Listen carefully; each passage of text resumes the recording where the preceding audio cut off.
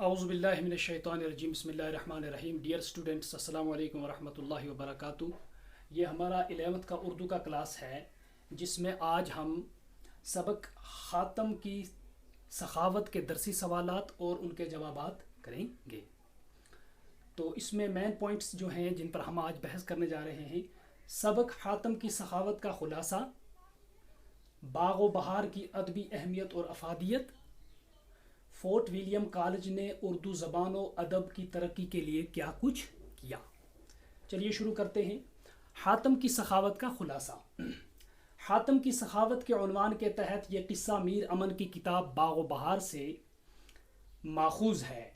حاتم کے وقت عرب کا ایک بادشاہ جس کا نام نوفل تھا، اس کو حاتم کے ساتھ شہرت اور ناموری کی وجہ سے دشمنی ہو گئی. یعنی کہ وہ نوفل جو بادشاہ تھا، اسے یہ لگا کہ حاتم مجھ سے زیادہ مشہور ہے اور اس کی سخاوت زیادہ مشہور ہے، لہٰذا اس کی وجہ سے اس کے ساتھ اس کو دشمنی ہو گئی اور اس نے حاتم کے ملک پر چڑھائی کر دی. حاتم ایک خدا ترس اور نیک آدمی تھا. وہ نہیں چاہتا تھا کہ خواہ مخواہ اس لڑائی میں معصوم لوگ مارے جائیں، اس لیے وہ ایک غار میں جا کر چھپ گیا. ادھر نوفل نے یہ اعلان کروا دیا کہ جو حاتم کو پکڑ کر لائے گا 500 اشرفیاں انعام پائے گا. یعنی کہ حاتم کو پکڑنے کے لیے نوفل بادشاہ نے 500 اشرفیوں کا انعام رکھا. یہ سن کر ہر کوئی حاتم کی تلاش میں نکل پڑا اور اس دوران ایک بوڑھا اور اس کی بیوی بچوں کے ہمراہ اس غار کے پاس لکڑیاں چننے کے لیے پہنچ گئے جہاں حاتم چھپا ہوا تھا. بڑھیا نے کہا کہ اگر حاتم ہمارے ہاتھ لگ جاتا تو ہمیں یہ انعام مل جاتا اور اس غربت سے نجات مل جاتی. حاتم نے جب یہ باتیں سنی تو وہ ان کی مدد کے لیے غار سے باہر آ گیا اور بوڑھے بوڑھیا سے کہنے لگا کہ مجھے بادشاہ کے پاس لے چلو اور 500 اشرفیاں انعام پاؤ اور اچھی زندگی گزارو.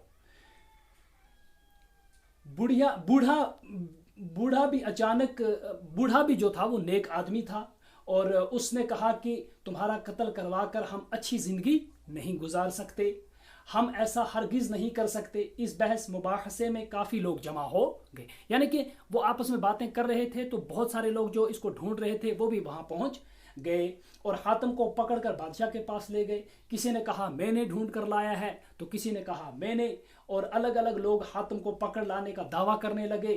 بوڑھا آدمی جو تھا، وہ جو بوڑھا شخص تھا، وہ چپ چاپ کھڑا رہا، دیکھتا رہا. حاتم نے دیکھا کہ سب لوگ جھوٹ بول رہے ہیں تو ایک دم سے بادشاہ سے کہا کہ مجھے وہ بوڑھا شخص پکڑ کے لایا ہے.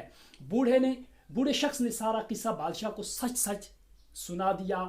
سب کو سزا ملی. بادشاہ حاتم کی بہادری، سخاوت اور دلیری کو دیکھ کر بہت خوش ہوا اور حاتم سے دوستی کر لی اور اس کو مال و اسباب، سارا مال جائیداد، مال و اسباب جو کچھ ضبط کیا تھا واپس کر دیا اور یہ قبیلہ طے کی سرداری اسے سونپ دی گئی اور بوڑھے شخص کو 500 اشرفیاں بطور انعام دیں. وہ دعائیں دیتا ہوا گھر واپس چلا گیا اور اس طرح سچ کی جیت ہو گئی. اور اگلا، باغ و بہار کی ادبی اہمیت اور افادیت. یعنی کہ جو باغ و بہار جو میر امن کی لکھی ہوئی کتاب ہے، اس کی ادبی اہمیت اور افادیت. اس کی اہمیت کیا ہے؟ باغ و بہار اردو میں ایک اہم تصنیف ہے. یہ کتاب امیر خسرو کے فارسی قصے چہار درویش کا ترجمہ ہے. میر امن نے یہ ترجمہ باغ و بہار کے نام سے 1803 عیسوی میں شائع کی، جو آج تک مقبول عام ہی نہیں بلکہ دلچسپی سے پڑھا بھی جاتا ہے. اس کتاب کا انداز بیاں اردو کی سب داستانوں سے زیادہ دلکش اور دل نشین ہے. مولوی عبدالحق باغ و بہار کے بارے میں لکھتے ہیں، اس کی دلکشی اور دل نشینی کا ذکر کرتے ہوئے لکھتے ہیں کہ یہ کتاب اپنے وقت کی نہایت فصیح اور سلیس زبان میں لکھی گئی ہے. اس کتاب کا اسلوب بیان سیدھا اور سادہ ہے. میر امن نے نہایت ہی فنکارانہ انداز سے موقع اور محل کے مطابق ہندی کے مروجہ الفاظ استعمال کر کے زبان میں روانی اور نکھار پیدا کیا ہے. کہیں کہیں عربی اور فارسی کے الفاظ بھی استعمال کیے گئے ہیں لیکن زبان کی روانی میں فرق نہیں آیا ہے. بہت سارے ادبا نے میر امن کے نثر سے متاثر ہو کر نثر تحریر کی، جن میں مرزا غالب بھی شامل ہیں. یعنی کہ اس کی طرف دیکھ کے بہت سارے ادبا نے ان ایسی کتابیں لکھنے کی کوشش کی. ان کے مطابق باغ و بہار کے طرز بیان میں ایک خصوصیت یہ ہے کہ اس کو جہاں سے پڑھ لیجیے، جہاں سے چاہے انسان پڑھ لیجئے، اس میں یہی سادگی، یہی روانی، یہی سلاست، یہی فصاحت، یہی لطافت و حلاوت اور وقار ملے گا. یعنی کہ اس میں جس کو ہم کہیں گے لاسانی کتاب، اس میں بہت ساری ایسی چیزیں ہیں جو کسی اور کلام میں نہیں ہیں. میر امن کو جو قبول عام کا درجہ ملا ہے وہ اس لیے ہے کہ انہوں نے داستان گو کی حیثیت سے تمام لوازمات کو برقرار رکھتے ہوئے اپنے منصب اور ذمہ داری کو روا رکھا ہے. تیسرا سوال جو تھا اس کا فورٹ ولیم کالج کا ارتقاء اور اس کی ادبی خدمات. فورٹ ولیم کالج کا قیام اردو کی ارتقائی تاریخ میں میل کے پتھر کی حیثیت رکھتا ہے. یہ کالج 10 جولائی 1800 عیسوی کو کلکتہ میں قائم دریائے ہگلی کے کنارے پر قائم کیا گیا ہے، اس شرط کے ساتھ کہ اس کا یوم تاسیس 23 مئی کو منایا جائے گا. یہ تاریخ دکن میں انگریزوں کے سامراج کے سب سے بڑے مخالف ٹیپو سلطان پر انگریزوں کی فتح کا دن تھا، اس لیے وہ 23 مئی کو اس کا یوم تاسیس مناتے تھے. ٹیپو سلطان کے خلاف جو انہوں نے فتح حاصل کی گئی تھی. ڈاکٹر رابرٹ براؤن کالج کے پہلے پرنسپل مقرر کیے گئے. چونکہ اردو اس وقت ہندوستان میں رابطے کی سب سے بڑی زبان مانی جاتی تھی، اس لیے کالج میں اردو کا ایک الگ شعبہ قائم کیا گیا. اس زبان کی قسمت کا ستارہ عروج کی طرف رواں دواں تھا کہ اس شعبے کا ڈاکٹر جان گلکرسٹ کو اس شعبے کا صدر مقرر کیا گیا. گلکرسٹ ایک زبان دان یعنی کہ زبان جاننے والے، ایک ماہر تعلیم اور اردو زبان کے دلدادہ تھے. ان کی کوششوں سے اردو میں ان کی دلچسپی کی وجہ سے اس شعبے نے بہت کام کیا. اب کالج میں انگریز افسروں کو اردو پڑھانے کا مسئلہ درپیش آیا. اس زبان میں نہ ہی پڑھنے کے لیے کتابیں میسر تھی اور نہ ہی پڑھانے کے لیے استاد تھے، کیونکہ نئی نئی زبان تھی. لہٰذا گلکرسٹ نے ہندوستان کے مختلف حصوں سے اردو کے اہل قلم حضرات کو ڈھونڈ کر اس کالج میں جمع کیا اور ان حضرات کو پڑھانے کے ساتھ ساتھ تصنیف و تالیف کا کام بھی سونپا گیا اور دوسری زبانوں کی مشہور کتابوں کا اردو میں ترجمہ کرنے کا عمل بھی شروع کیا گیا.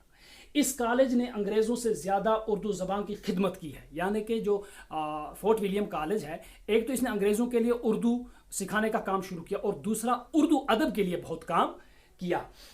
اس کالج میں 19 اہل قلم حضرات نے تقریباً 60 کے قریب کتابیں لکھیں اور اردو میں تصنیف کی، ترجمہ کی. اس کالج کی خدمات کا ایک جائزہ یوں ہے.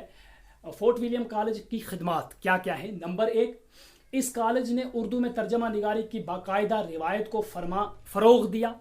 نمبر 2، اس کالج سے اردو کتابیں پریس یعنی کہ پر شائع ہونے لگی، یعنی اردو مشینی دور میں داخل ہوا. اس وقت تک کوئی پریس نہیں ہوتا تھا، نہ کتابیں چھپتی تھی، یعنی کہ نیا دور میں ایک اردو داخل ہو گئی.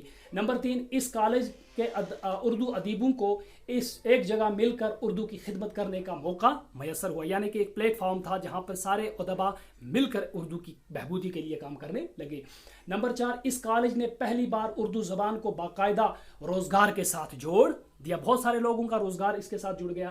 نمبر 5، اس کالج نے اردو میں سادہ، سلیس اور عام فہم نثر کی شروعات کی اور اردو ادب کو باغ و بہار جیسی لازوال تصنیف اور میر امن جیسے ادیب عطا کیے. نمبر 6، اس کالج نے اردو کو ہندوستان کی سرحدوں سے آگے لے جانے کا کام شروع کیا، یعنی کہ ہندوستان ہی تک ہی یہ محدود نہیں بلکہ ہندوستان سے باہر بھی.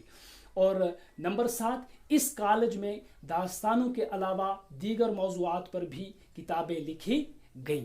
یہ تھا آج کا ہمارا ٹاپک جو ہم نے سبق باغ و بہار سے لیا ہوا تھا، جس میں جو ہمارا مین ٹاپکس خاتم کی سخاوت اور اس کے کچھ سوالات تھے جو میں نے آپ کے سامنے پیش کیے. یہ تھا آج کا ہمارا لیسن.